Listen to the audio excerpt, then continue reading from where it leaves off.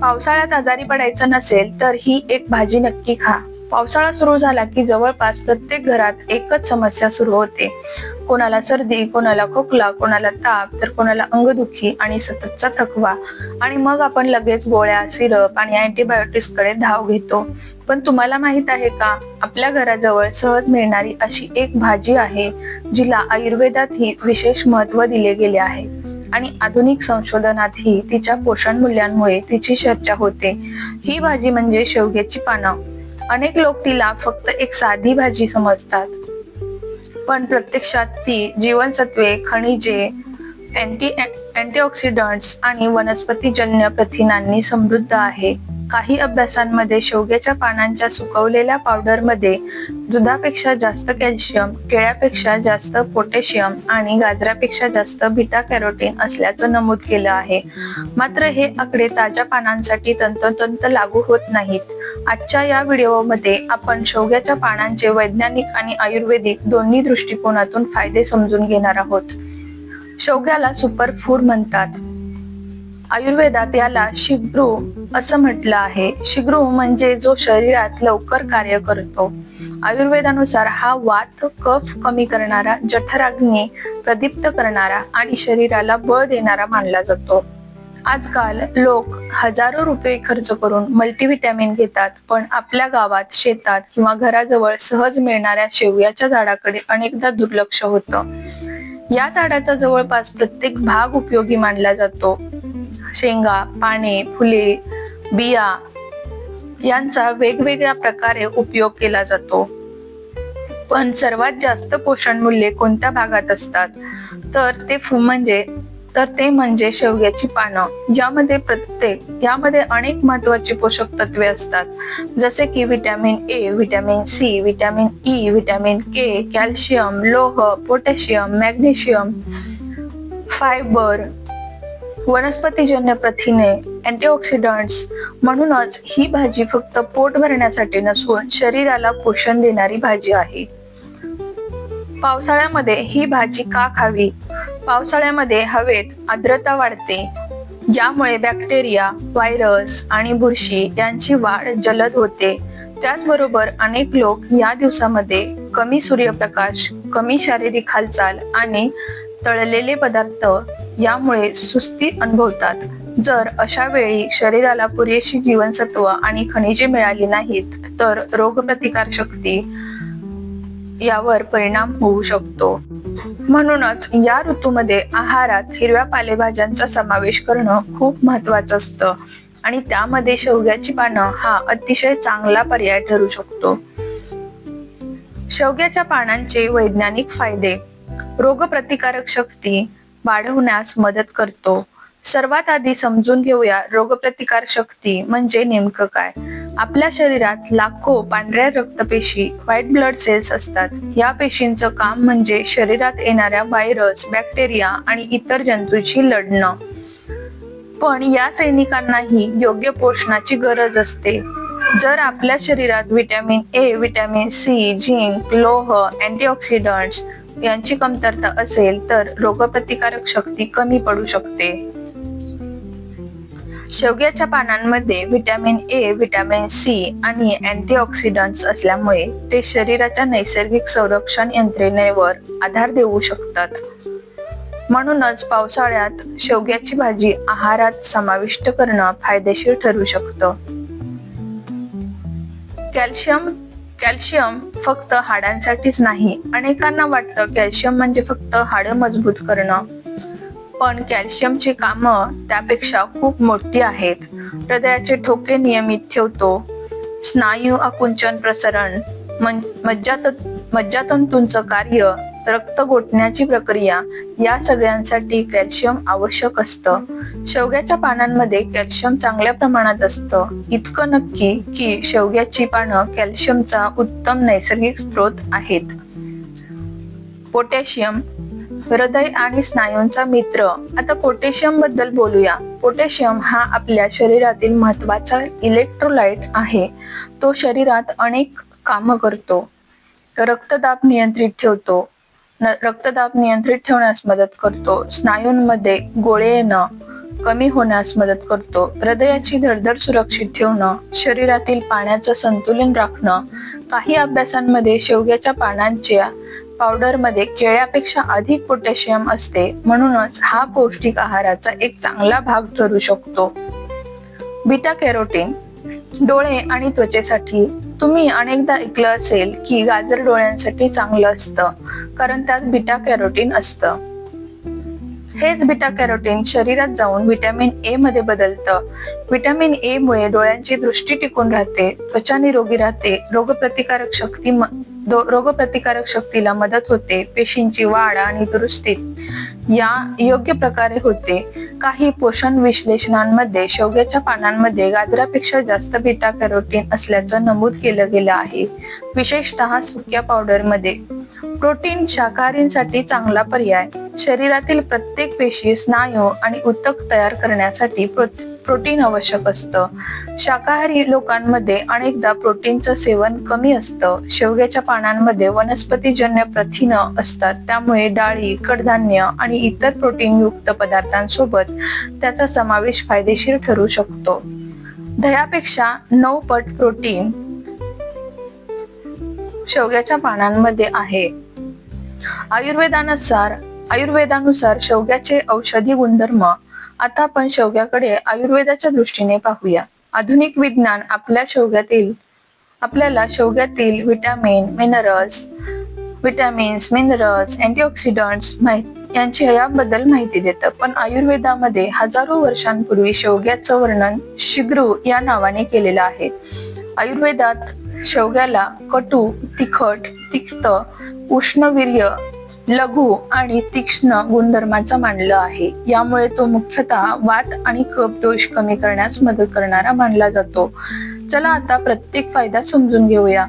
वातविकारामध्ये शेवग्याचं महत्व.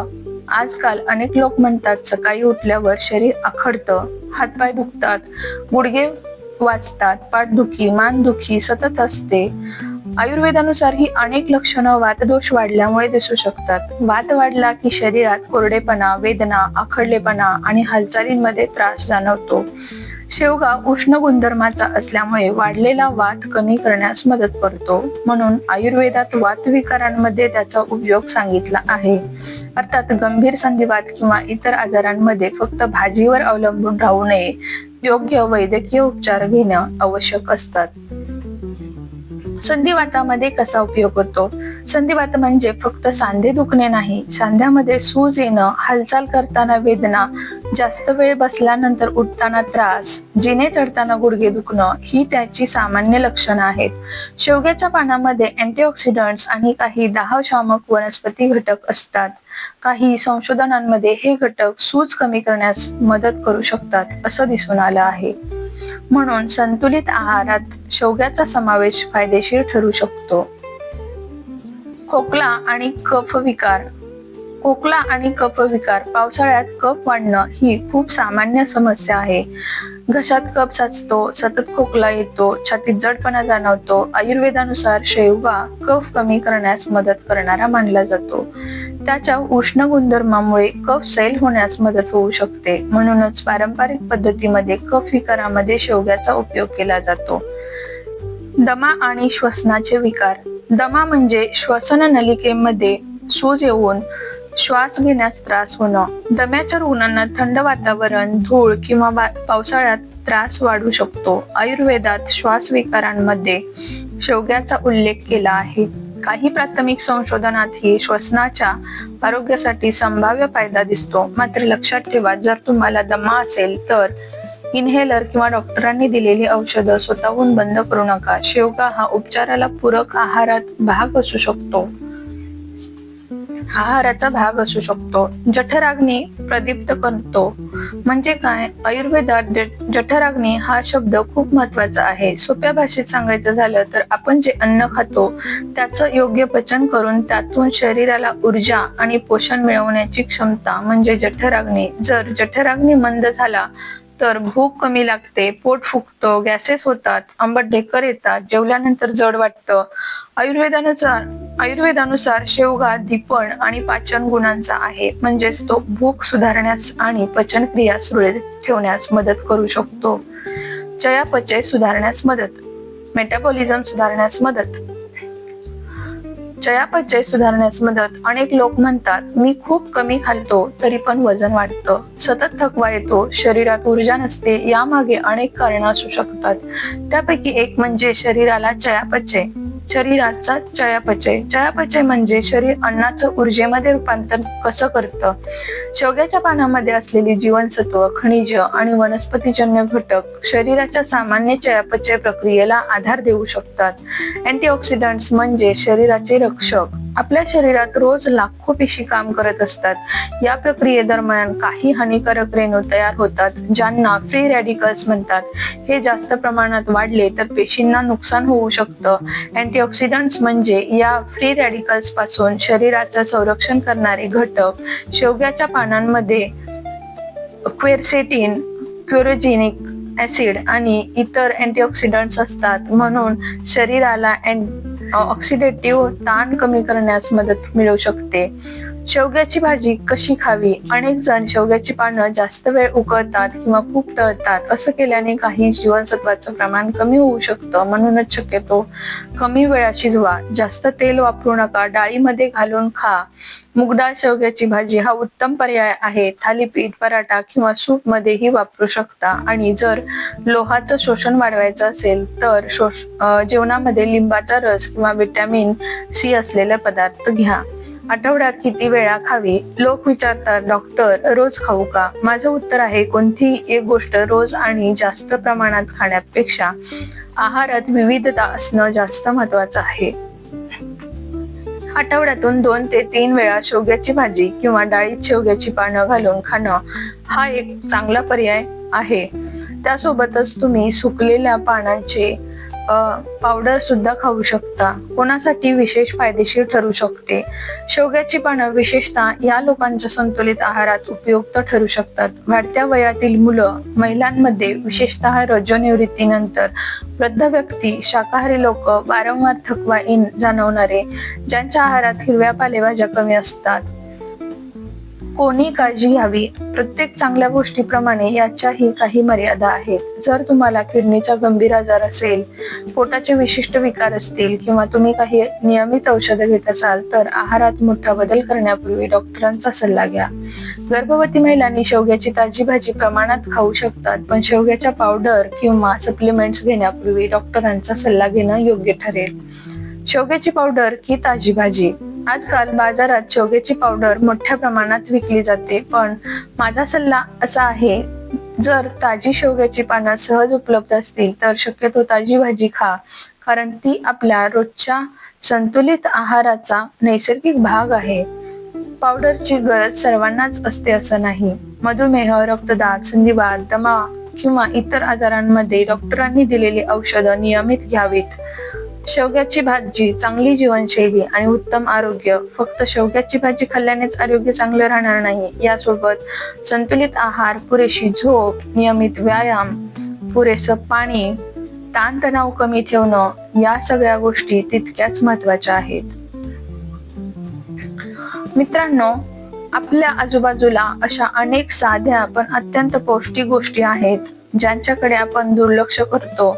शेवग्याची पानं त्यापैकीच एक आहेत. आरोग्याचा पाया हा कोणत्याही एका सुपरफूडवर नसून संतुलित आहार आणि योग्य जीवनशैलीवर असतो. जर तुम्हाला हा व्हिडिओ आवडला असेल तर व्हिडिओला लाईक करा, तुमच्या कुटुंबियांसोबत शेअर करा आणि अशाच वैज्ञानिक व आयुर्वेदिक आरोग्यविषयक माहितीसाठी माझ्या चॅनलला नक्की सबस्क्राईब करा. मी डॉक्टर रुपाली लवटे पुन्हा भेटूया एका नवीन आणि उपयुक्त विषयासह. तोपर्यंत तुमची आणि कुटुंबाची काळजी घ्या. धन्यवाद.